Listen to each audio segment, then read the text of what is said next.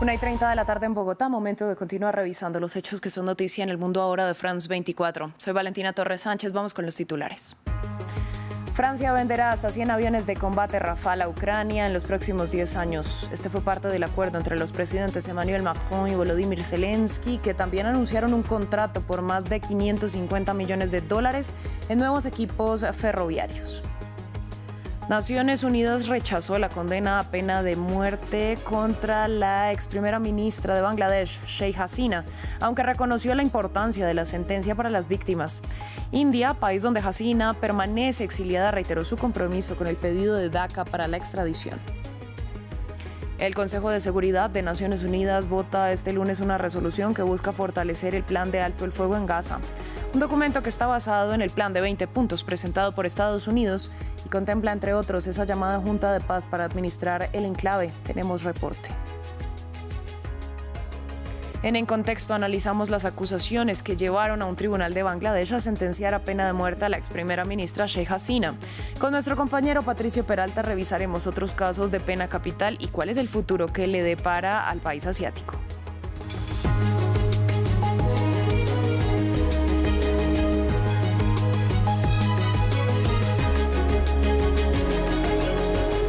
Comenzamos en Francia. El presidente Emmanuel Macron y su homólogo ucraniano Volodymyr Zelensky acordaron fortalecer las capacidades de defensa de Kiev para enfrentar a Moscú, y lo hicieron con la firma de una declaración de intenciones para la futura compra de 100 aviones de combate Rafale, así como sistemas de defensa aérea de nueva generación. Desde el Elíseo, Zelensky agradeció a Francia por su apoyo. Nuestra periodista en París, Natalia Ruiz Giraldo, nos amplió previamente. Una nueva etapa en materia de cooperación militar entre Francia y Ucrania.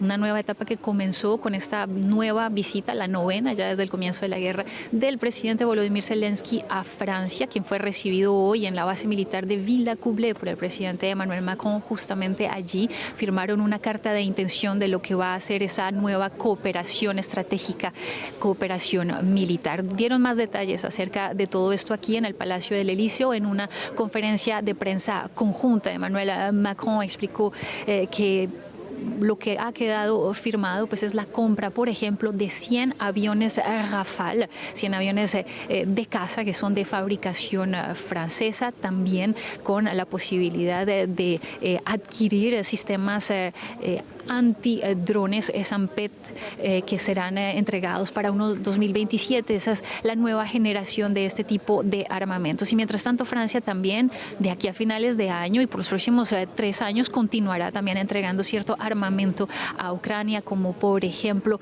sistemas de interceptación de drones, bombas y también algunos drones. Entre lo firmado el día de hoy también está la compra de unos 55 locomotoras de fabricación francesa por parte de Alstom, que son necesarias para la infraestructura crítica del país. Emmanuel Macron, que dijo esperar reforzar las sanciones contra Rusia en vista de que Moscú por ahora no muestra luces de querer buscar la paz o de que pueda llegar un cese al fuego. Así que esto es lo que ha quedado determinado aquí, con un Volodymyr Zelensky que está en una nueva gira por Europa buscando que no haya perdido los apoyos por parte de sus aliados europeos, más después de todos estos casos de escándalo de corrupción que se dieron a conocer en las pasadas semanas justamente allí en Ucrania, que costaron pues el puesto de al menos 2 ministros y de varios de sus allegados que van a ser procesados por este caso de corrupción. Entre las preguntas que quedan por ahora es cómo financiar la compra de todo este armamento, especialmente de los Rafale, que cuestan entre unos 100 a 120 millones de euros. Pregunta queda todavía en el aire. Podría ser a través de los haberes rusos que podrían servir como garantía, esos haberes que están congelados en diferentes bancos en los países de la Unión Europea. Por ahora, Volodymyr Zelensky continúa su gira por Europa, después de Grecia y hoy de Francia. Mañana estará en España. En otras noticias, en Bangladesh comenzaron las reacciones luego de la sentencia a muerte contra la ex primera ministra Sheikh Hasina por la represión mortal en las protestas de 2024, donde murieron alrededor de 1.400 civiles. Manifestantes celebraron la decisión y se acercaron a la casa del padre de Hasina, donde se enfrentaron a las fuerzas de seguridad. Desde el exilio en India, Hasina catalogó el veredicto como amañado por el gobierno de transición y Nueva Delhi dijo estar comprometido con DACA, que pidió su extradición. Naciones Unidas rechazó la condena a muerte. Ramiro Cuellar Verena nos amplía. Bangladesh reacciona a la condena de Sheikh Hasina. La ex primera ministra fue sentenciada con la pena de muerte por la represión mortal en las protestas iniciadas por estudiantes el año pasado, donde alrededor de 1.400 personas murieron según estimaciones de Naciones Unidas. Los hechos que tuvieron lugar entre julio y agosto de 2024 representan la peor violencia política del país desde la Guerra de Independencia de 1971. Las víctimas de la represión y los familiares de los asesinados celebraron la condena de Hasina. Nos ha dado un poco de consuelo, pero encontraremos la paz plena cuando veamos la horca alrededor de su cuello. Entonces podremos borrar esa mancha de nuestra historia. Cuando se ejecute este veredicto, entonces podremos celebrar. Como no lo veo con mis propios ojos, muchos de nosotros perdimos piernas, muchos dimos la vida. Por todo eso queremos que sea condenada a muerte. Tras la decisión del tribunal, manifestantes se movilizaron hacia la casa del padre de la ex primera ministra y hubo enfrentamientos con las fuerzas de seguridad. No vamos a ocupar más la casa del padre de Hasina, la vamos a demoler, no tenemos ningún problema con las fuerzas del orden. Exijo que nos dejen trabajar, entonces volveremos a casa en paz. Además de Hasina, también fue condenado el exministro del Interior, Asaduzzaman Khan. Actualmente, ambos se encuentran en India. El gobierno bangladesí le pidió a su par indio que colabore para entregar a los sentenciados y Nueva Delhi reafirmó su compromiso con la petición. El veredicto solamente puede ser apelado si son arrestados o se entregan en los próximos 30 días. El nuevo proyecto de resolución estadounidense sobre la Franja de Gaza que se someterá a votación en el Consejo de Seguridad de Naciones Unidas este lunes hace referencia al futuro de un posible Estado palestino. Bajo la presión de países árabes y musulmanes, la administración Trump modificó el texto para incluir una definición más precisa de la autodeterminación palestina, mientras que el gobierno israelí se opone firmemente a esta posibilidad. Lo vemos en el siguiente informe. Una vía creíble hacia la autodeterminación y la condición de Estado palestino. Eso indica una resolución redactada por Estados Unidos sobre Gaza y que el Consejo de Seguridad de la ONU votará en las próximas horas. Para el primer ministro israelí, la perspectiva de un Estado palestino es una línea roja. Nuestra oposición a una Palestina en cualquier territorio no ha cambiado. No habrá tal cosa como la supuesta no desmilitarización de la parte de Gaza que está en manos de Hamás, incluso en el plan de 20 puntos. Y en todo lo demás, esta zona será desmilitarizada y jamás se desarmará. La resolución impulsada por Estados Unidos instauraría una fuerza internacional de estabilidad en Gaza, así como un organismo de gobernanza transitoria conocido como la Junta de la Paz en el enclave. Esta abordaría temas como la reconstrucción de posguerra y la recuperación económica, y estaría presidida por Trump hasta finales de 2027. La propuesta cuenta con el respaldo de países de mayoría musulmana, pero ha encontrado una fuerte oposición por parte de China y Rusia, que presentó su propia contrarresolución ante el Consejo de Seguridad la semana pasada. Tras advertir sobre los riesgos de no adoptar su propuesta, Estados Unidos calificó de frágil el actual alto el fuego en Gaza, y la situación humanitaria en el enclave sigue siendo crítica.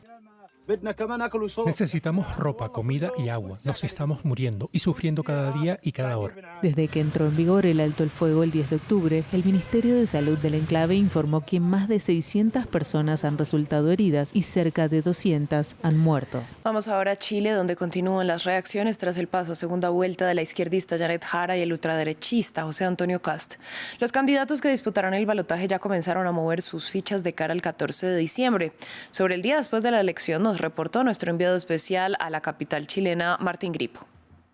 Bueno, Valentina, los dos candidatos durante esta jornada, durante las horas que ya lleva este lunes, han estado haciendo una gira por los principales medios de comunicación de índole nacional aquí en Chile, en lo que ya se está entendiendo como un intento de comenzar a capitalizar todos estos votos. Siguen manteniendo sus posturas, sus propuestas en lo que tiene que ver con soluciones referidas a lo económico, al alto costo de vida de aquí de Chile, y por supuesto a soluciones que intentarán llevar para la crisis de seguridad que se está viviendo. Como te decía, estos dos candidatos ya están paseando por todos los medios de comunicación para intentar capitalizar todos estos votos. Por un lado, los votos de Evelyn Matei, quien quedó en un cuarto lugar, y los votos de la persona que les llegó, que estuvo en el podio número 3, de Franco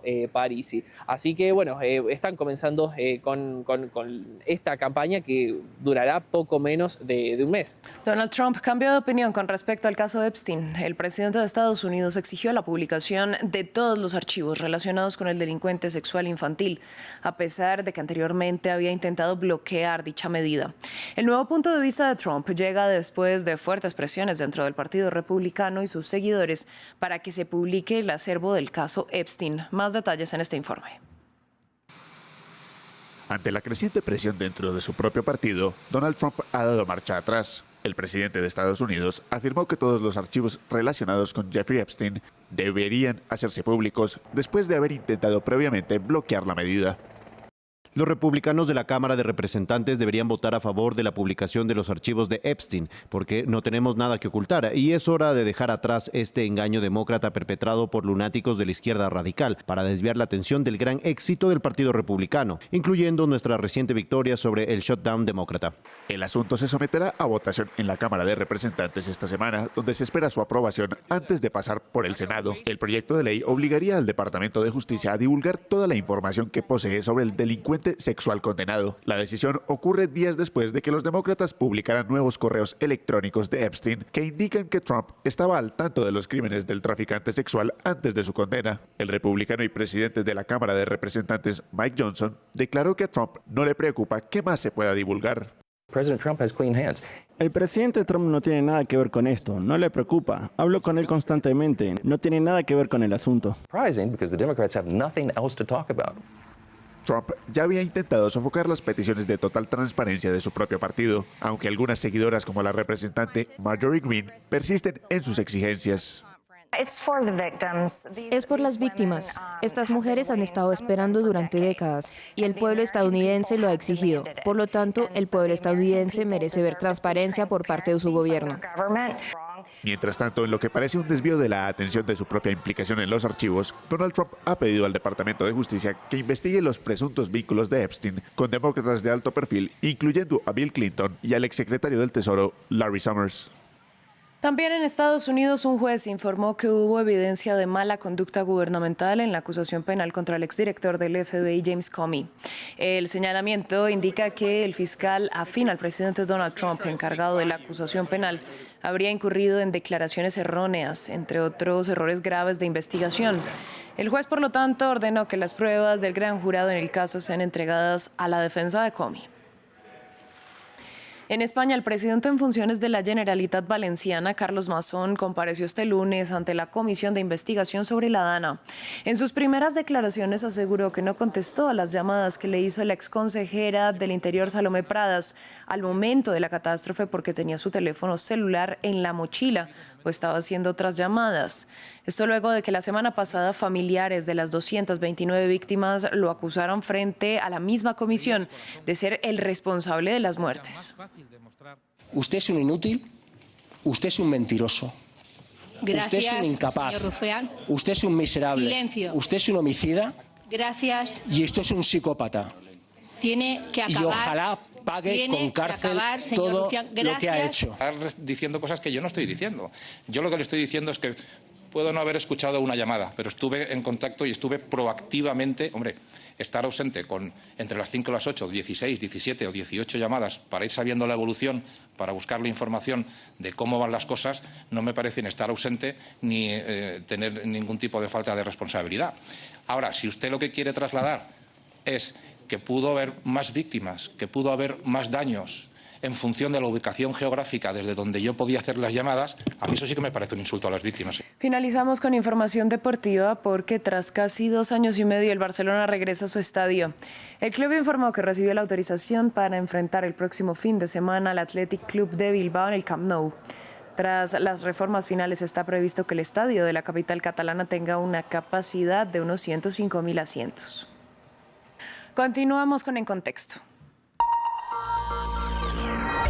Entramos en esta sección en la que ponemos en contexto una de las noticias más importantes de la agenda y para ello en este lunes ya me acompaña en el estudio mi compañero Patricio Peralta. Patricio, buenas tardes. Buenas tardes, Valentina. Bueno, hoy vamos a hablar de esa condena a muerte a la ex primera ministra de Bangladesh, Sheikh Hasina. En principio, ¿por qué la condenaron a la pena capital? Bueno, la ex primera ministra de Bangladesh recibió esta condena por la represión contra las manifestaciones de agosto del año pasado que provocó justamente la salida del país y el fin de su mandato. Antes ya había recibido una sentencia de cadena perpetua por otro de los hechos dentro de este mismo expediente, pero este lunes el Tribunal Penal Internacional, creado originalmente por la propia Hasina en 2010 para investigar los crímenes de lesa humanidad cometidos durante la guerra de 1971, dispuso una sola condena, la pena de muerte por esos 3 delitos: incitación, ordenar asesinatos y no prevenir atrocidades durante las protestas. Hubo euforia en los exteriores del tribunal, muchos pedían la pena máxima. Un informe de las Naciones Unidas estimó que hasta 1.400 personas murieron y miles resultaron heridas, la mayoría por disparos de las fuerzas de seguridad durante estas protestas de julio y agosto de 2024, y algunos contaron sus casos. Mi hijo fue asesinado a tiros por el policía el 19 de julio mientras participaba en el levantamiento estudiantil contra la discriminación. Al principio no pude ver su cuerpo. Bajo el régimen fascista de Hasina, la policía me disparó en la pierna derecha, que posteriormente tuvo que ser amputada tras 33 días de tratamiento. Aún sigo recibiendo tratamiento. Bangladesh sigue siendo un país que defiende la pena de muerte. La Federación Internacional de Derechos Humanos registró en 2023 al menos 390 personas que fueron condenadas a muerte y se llevaron a cabo 5 ejecuciones. Otras 111 condenas a muerte se impusieron en los 3 primeros meses de 2024. Esta organización señala que cerca de 2.400 personas se encuentran en el corredor de la muerte en Bangladesh. Y justamente el año anterior, antes que se desaten todas estas manifestaciones, murió uno de los verdugos más reconocidos de Bangladesh, Shahjahan Bhuiyan, a sus 74 años, porque justamente publicó un libro donde explicaba cómo ejecutaba a quienes eran condenados a muerte. Fue voluntario para ejecutar a estas personas y por eso fue liberado 10 años antes de que termine su condena por robo y asesinato. Se calcula que ejecutó a 26 personas, aunque algunas otras cifras dicen que fue 60 personas. Entre oficiales militares y políticos de Bangladesh. Esto fue lo que dijo en 2023 cuando fue liberado. Cada ejecución es emotiva, ya sea que la lleve a cabo yo u otra persona. No importa el crimen que cometa una persona. Cuando se enfrenta a la muerte, uno siente cierta compasión, pero da igual que uno sienta compasión por alguien. El tribunal no la mostrará, la ley no lo perdonará. Si yo no lo ahorco, otro lo hará. Bueno, pues sin duda particular lo que puede opinar un verdugo. Bueno, ahora continuemos. Hasina será extraditada, sabemos que está en India, está refugiada desde 2024. ¿Va a ser extraditada? Bueno, esa es la gran pregunta para las autoridades indias. El Ministerio de Asuntos Exteriores de Bangladesh instó a la India a extraditar a Hasina y al exministro del Interior. Ambos fueron juzgados en ausencia. India dijo haber tomado nota del veredicto de este lunes y que colaboraría de forma constructiva, pero no ofreció más detalles si realmente hará o no lo hará y cuándo lo hará. Un caso que ha puesto justamente en tensión las relaciones diplomáticas de ambos países. India está obligado a hacerlo en virtud de un tratado de extradición firmado en 2013, pero puede negarse, alegando que es un caso de naturaleza política. Ahora, el pedido de justicia se extiende más allá de las manifestaciones de 2024. Son exigencias por violaciones a los derechos humanos durante el gobierno de Hasina. Netra News publicó en 2022 una extensa investigación de gran formato en el que revela que 2.597 personas fueron asesinadas por aparentes ejecuciones extrajudiciales, torturas bajo custodia y por disparo contra manifestantes. Una recopilación de los casos entre 2009 y 2022. Su investigación corroboró corrobora todos estos casos. Y aquí podemos ver, todos estos son los nombres de las personas asesinadas. Son miles que el equipo logró identificar. Por ejemplo, todas las unidades policiales son responsables de más del 90% de todas las ejecuciones extrajudiciales documentadas. Y en este texto también señala el nombre de la persona ejecutada, la unidad de la policía y cuándo fue ejecutada esta persona. Lo que llamó la atención es que el número de asesinatos aumentó drásticamente en torno a las elecciones nacionales de 2014 y 2018, criticadas justamente por ser parciales y fraudulentas, en las que gana también Hasina y su partido. El análisis por zonas, por ejemplo, revela otras cosas, una incidencia desproporcionada en distritos electorales conocidos como bastiones de la oposición. Por ejemplo, en 2013, 179 de estos casos, es decir, el 65% del total, estaban vinculados a la oposición política. Patricio, ¿cuál fue la respuesta de la ex primera ministra a este caso? Envió una respuesta sobre el fallo y dijo que fue parcial y que tuvo motivaciones políticas. Negó que haya ordenado el asesinato de los manifestantes y esto fue lo que comentó con respecto a la actuación de las fuerzas de seguridad durante las manifestaciones. Al tomar las medidas necesarias para intentar contener el desorden, los líderes políticos de Bangladesh actuaron de buena fe y trataron de minimizar la pérdida de vidas.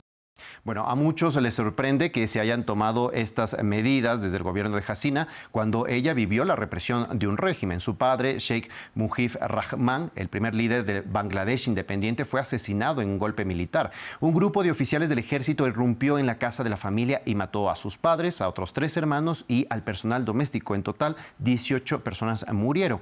Ella en ese momento se encontraba fuera del país, en Alemania. Cuando regresó, la mantuvieron en arresto domiciliario intermitentemente durante toda la década de 1980. Para 1996 se convirtió, tomó esto como una bandera justamente para impulsar su carrera también, y se convirtió en primera ministra. Y luego regresó en 2008 para ocupar el cargo que le duró hasta 2014, hasta 2024, perdón. Lejos de una estabilidad política hay incertidumbre, sobre todo sobre el futuro de Bangladesh en general. Así es, hay elecciones previstas para 2026 y tendrá lugar el mismo día que el referéndum sobre la recién acordada Carta de Julio, firmada en octubre por 17 de los 25 partidos más importantes de Bangladesh en un evento liderado por el gobierno interino del Premio Nobel de la Paz, Muhammad Yunus, aunque también hay críticas porque se dejó a un lado y se lo calificó de ilegal al partido de Hasina. Es un consenso que abre la puerta a reformas constitucionales para modificar la Carta Magna de 1972. Se propone, por ejemplo, que la persona que sea primer ministro o primera ministra no sea también líder del partido principal. Además, que el mandato del primer ministro se limite únicamente a 10 años. En las reformas legislativas, por ejemplo, se creará un parlamento bicameral que actualmente es unicameral. Y en lo judicial, por ejemplo, los poderes de emergencia se busca que sea aprobado por el gabinete y no se dé paso únicamente con la firma del primer ministro. Sin embargo, varias organizaciones advirtieron que si bien algunas prácticas autoritarias han terminado, el gobierno interino ha adoptado tácticas similares, como detenciones arbitrarias, arrestos masivos y enjuiciamientos por motivos políticos, dirigidos en este caso contra simpatizantes del movimiento de Hasina. Human Rights Watch finalmente afirmó que continúan las torturas bajo custodia y que el uso de la ley de poderes especiales reproduce tácticas represivas del pasado. Pues Patricio, a usted muchas gracias por ponernos en contexto en este tema. A ti, Valentina, ya nos vemos. A ustedes gracias por su sintonía. Nosotros cerramos el bloque y los dejamos con moda.